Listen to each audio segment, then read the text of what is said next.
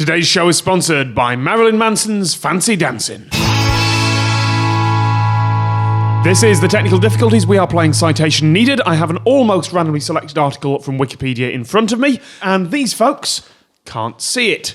Every fact they get right is a point and a ding, and a special prize for particularly good answers, which is... Mystery Biscuits! Yes. Oh, yeah. Now, sometimes the random article selector comes out with something that I definitely can't use. Sometimes it comes out with something wonderful, and sometimes it comes out with something like the Neckarwestheim nuclear power plant. Neckarwest is like when you get a pint of vest and just try and down it. Warming! Neckarwest nominate. Actually, I found out what the German for neck nominate was, and it's beer nominieren. Oh!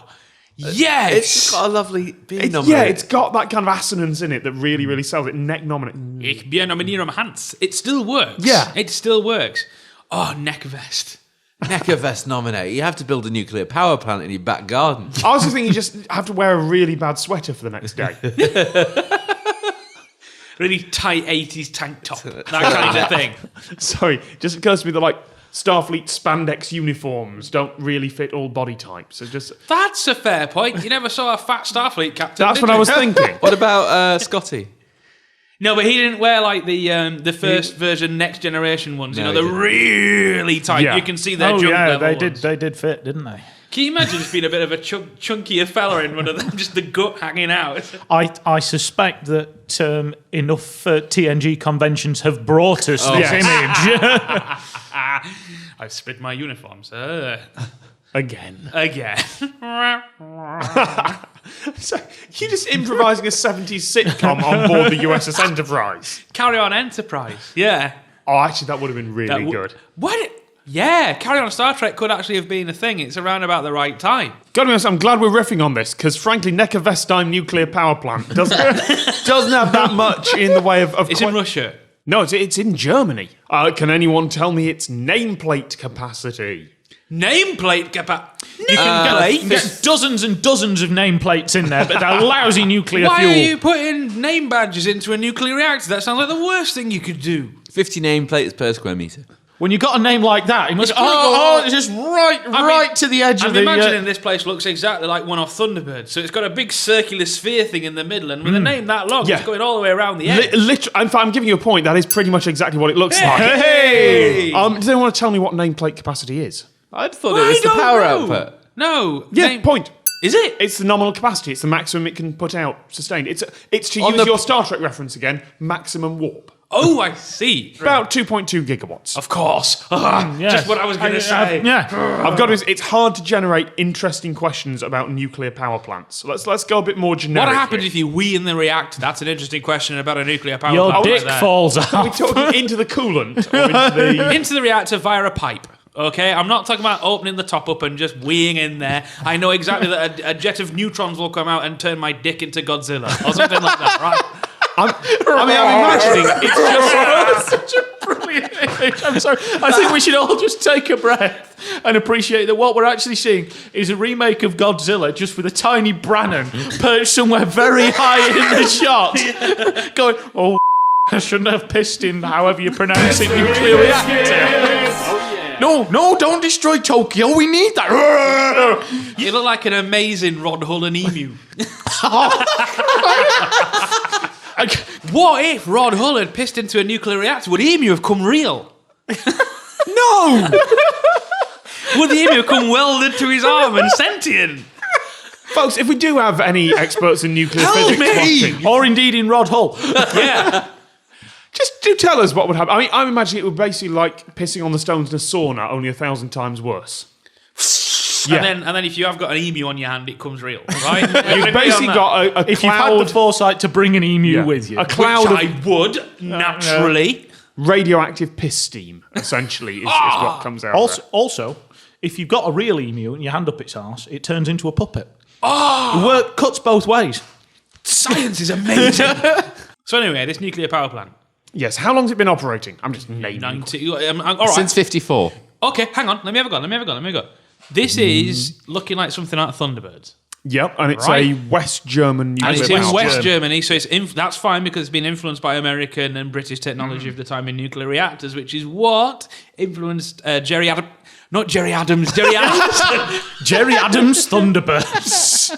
We're on dangerous territory. I wasn't going to say anything more to follow that. I was going to let it run all I on was its just- own. I was During just the assuming- 80s, their voices were provided by actors. Yes. I was in the entire series as being silhouetted like the hood in the opening credits. Just never comes out of it. Jerry Anderson would have been influenced by. So I'm going to say 1959, 1960. I said 54.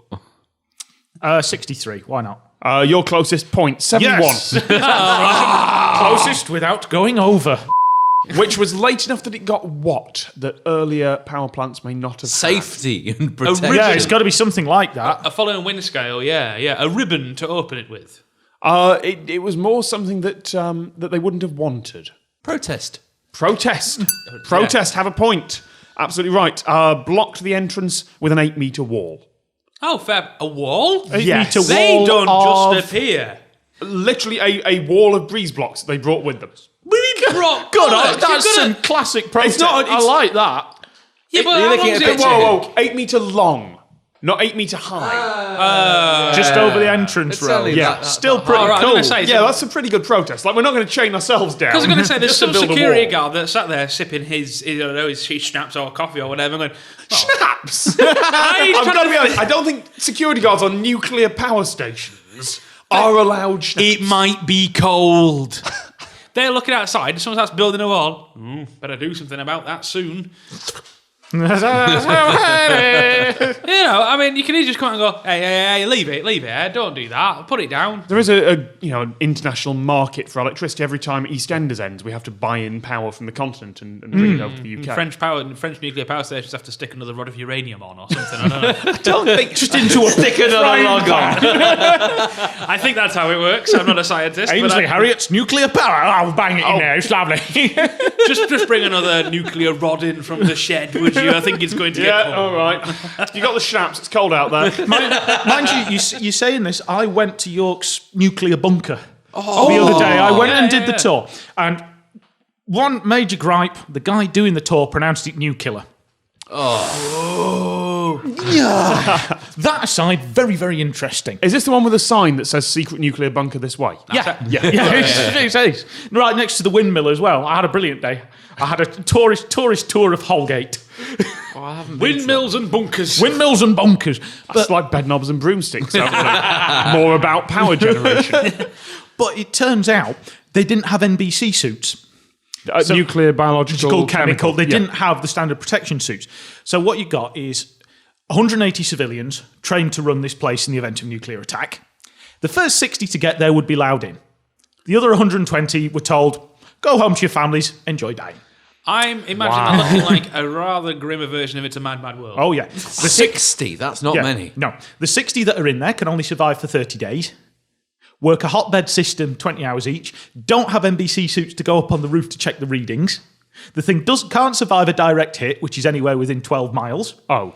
And these are the volunteers. These are the people that want to be there. It's full of mechanical equipment. So the police had a list of engineers, which they would randomly select from. And at this point, it all goes a bit Soviet Russia because the police go and invite them to join and come and help. And if they say no, they're arrested and they go along to help anyway. Wow.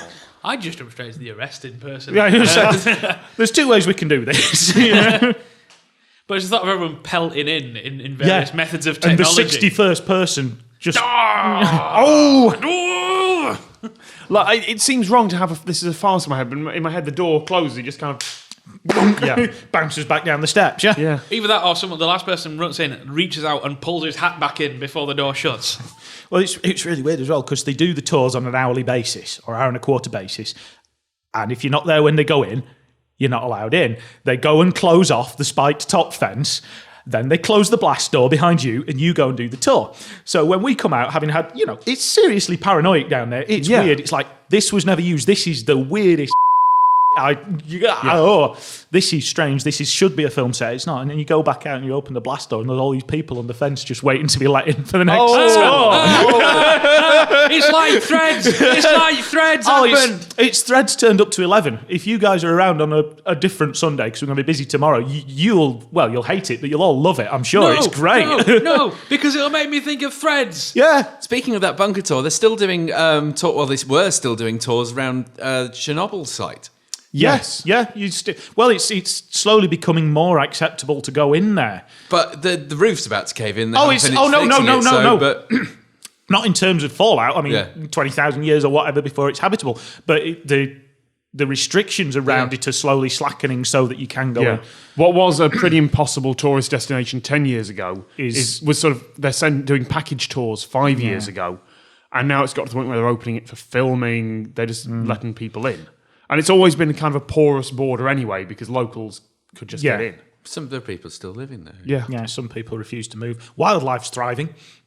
Oddly, weirdly. So, you know what? Fling another nuclear rod on it. Seems like it's fine. Stick another rod on the barbie. I was just thinking that. But just to drag it back to being silly. Yeah. Yes. Obviously, the bunker in York is one of the big command centre bunkers. Yes. And it was decommissioned and whatever else. And was it an RSG, to use the technical terminology, regional seat of government? No, that was the bunker over the road, which is now gone and is now a modern build block of flats, but it was near there. Not as big as the Harrogate one, because obviously that's the backup national one or whatever. But yeah, there's like 30 or 60 of these bigger ones with the 60 people who get to wait for 30 days to go outside and die. But anyway, and they've all been sold off or whatever else. One of them you can paintball in. And obviously, on top of this, there's all the little three-man ones that are out in the hills and around. The Royal Observer Post. Well, it's being sold off as real estate. It's all ROC. The nearest one for us is in Fulford, and it's somebody's wine cellar. Oh, yes. And there are also people who will do package tours where the three of you can go and be in this hole for 3 or 4 days for a watch cycle of the ROC. Next filming location. The three of us cooped up in one location for an entire weekend. I'd go spare anyway. Can you imagine the maft? Well, this is the thing about this hotbed system. You got 60 of them on 8-hour shifts, 20 at a time, and you literally just climb back in, and you got sort of a litre of water a day, so you're not going to wash with it.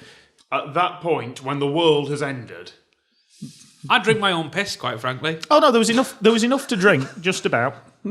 No, he would anyway. Sorry, I was tempted to end on that line. Cut to black on that. I'd drink my own piss, quite frankly. Finn. All right, on that. On that nuclear bombshell. Oh. Clarkson! Congratulations, Chris, you win this one. Just for talking for the longest. Just for talking for the longest, yeah. But with knowledge and aplomb. A plum? A plum. I also have other fruits. A nuclear plum. You've won a piece of classical music played using old military ordnance. Oh. That's fits. Pachelbel's Canon in D. Until next time, that's been Matt Gray. That's been Gary Brannan. That's been Chris Joel. It's the end of the world as we know it. I've been Tom Scott. We'll see you next time. Congratulations, you made it through the wilderness and to the credits. Leave us a comment if you like the show, or better yet, tell your friends. And there are more than 30 audio episodes of our reverse trivia podcast at techdiff.co.uk.